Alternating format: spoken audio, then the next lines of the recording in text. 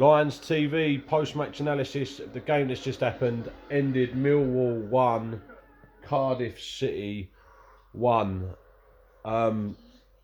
Again, first half absolutely dire. Not much to write home about at all.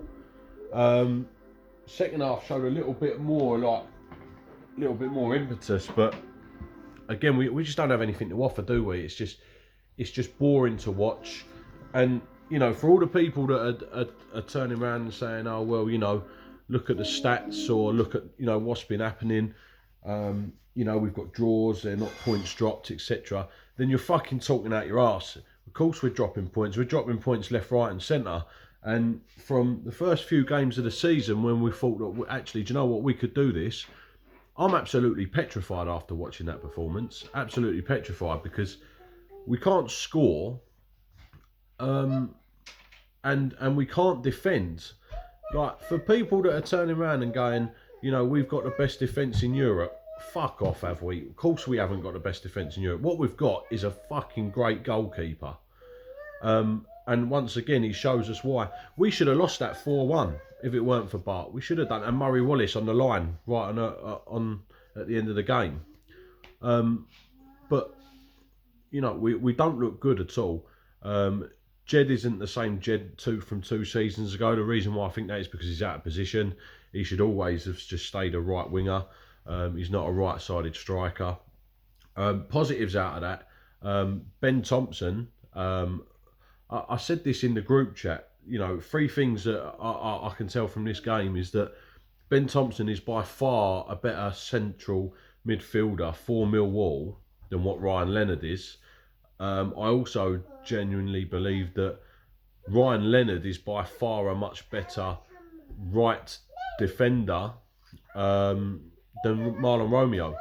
I actually think that we offered a lot more attacking wise down the right with Ryan Leonard there than what we did with what we usually do with Marlon Romeo, which is quite surprising. And the third one is Mason Bennett. How many times does he have to get a knock? Oh, it's constant. And do you know what? If it's the same knock that he keeps getting, then that is horrendous on our team, on our medical team, on our physios, etc. Because we're obviously not doing the right thing. If it's a different injury, then, you know, we've got to get shot of him, you know, as soon as we can, because he's just injury prone, and he's not offering anything to the team anyway.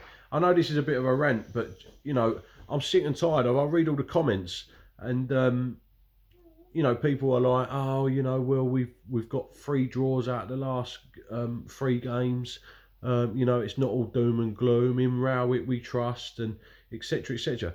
But does nobody else look at that and think that that team can deliver far more than what we are delivering, even with the players that we've got? Like, it took a string of 5 passes to get that ball into, I think it was Murray Wallace, then to dink it into the box and Matt Smith to score. It's not difficult, but we just don't do it enough.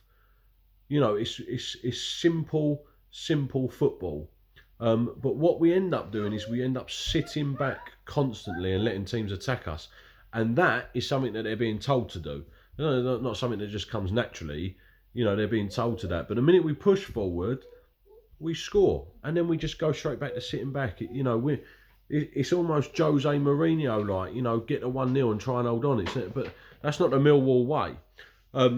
Last thing I want to touch on is, look, I don't mind John Daddy Bodvarsson. I don't actually mind him, and sometimes I feel like he does bring something to a game. That game, he didn't need to come on, firstly, but that is the miss of the century as far as I'm concerned. Kieran put in the group chat, that is the worst miss I've ever seen for he can't remember, and I've just literally replied saying that is the worst miss I've ever seen since the last time John Daddy missed at Sheffield Wednesday. They're the 2 opportunities that I remember really, really well. Today's one, the Sheffield Wednesday away. I think it was Sheffield Wednesday away. And a good striker at least makes the keeper work. He hasn't got out on target. I wouldn't be surprised. I mean, looking at the angles, that's at least 6 foot wide. And that is horrendous for a one-on-one goalkeeper. I bet against me Nan having a better chance than John Daddy. But I keep saying it, onwards and upwards, but how many times are we going to keep turning around going, in G route we trust? I'm not saying sack the geezer or anything like that. I just think he needs to change his ways, you know, and look at the stats. Fuck the stats. You know, it's not entertaining to watch. I've been bored out of my head for the last hour and a half, and I would have rather watched something else. But onwards and upwards. Reading's going to be a big test on Wednesday. I'm looking forward to it until we get 10 minutes into that game. But come on, you Lions.